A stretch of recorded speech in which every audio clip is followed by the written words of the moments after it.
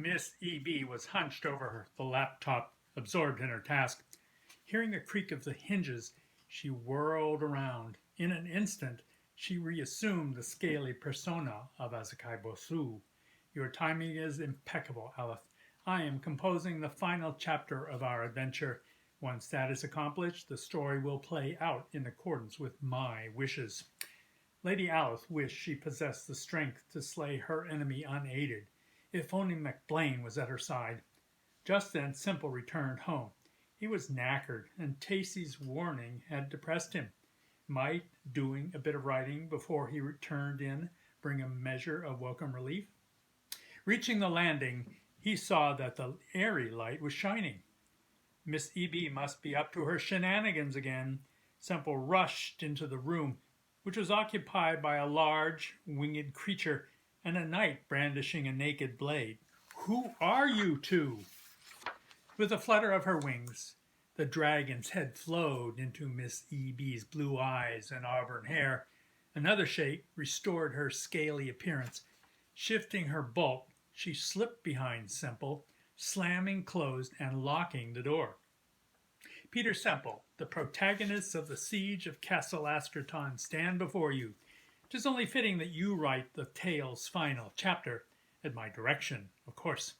Believe me, sir, the noblewoman pointed her sword at the dragon. If you conclude the tale in the manner she dictates, Castle Askerton will be in her thrall. Ignore her blabbering, Ezakai Bossu hissed. All Lady Allith wants is to keep her boot planted on her subjects' necks.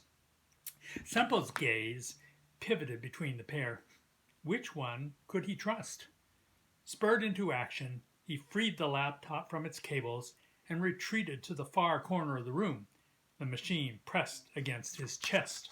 Unless I finish the manuscript as I intend, I will delete it. Allith drew close. I beg you not to do that. The consequences.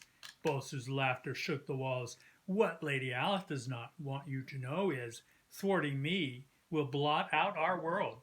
Is it in you to erase an untold number of men, women, and children? The dragon lunged at Semple. Lady Allith smacked her snout with the sword hilt, and they fell to the floor.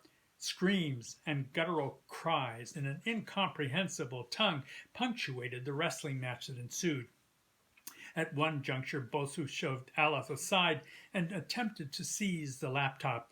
Semple scuttled under the desk, tightening his hold on the computer.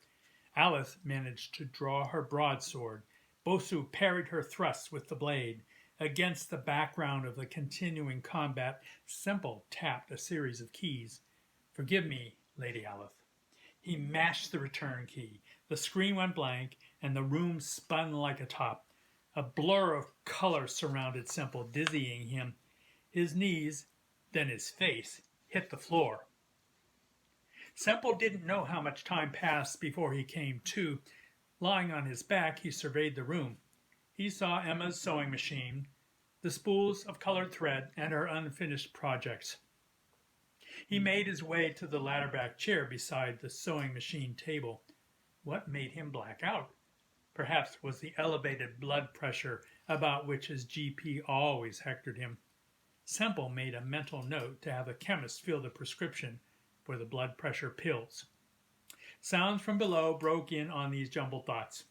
He went to the landing and looked down, gripping the banisters to steady himself. A round, dimpled face came into view. Are you unwell, Peter? Emma peered up at her husband. You look rather pale.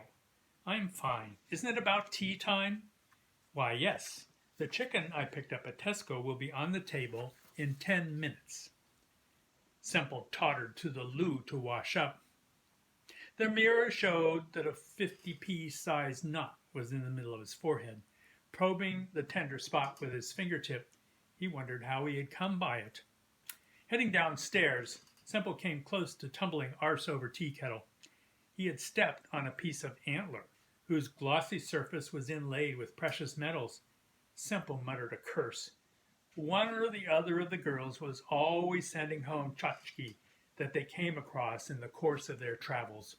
Semple pocketed the curiosity. He would ask Emma about it later. Her voice floated up to him again. Coming, Peter? I'll be right there, my dear. The end.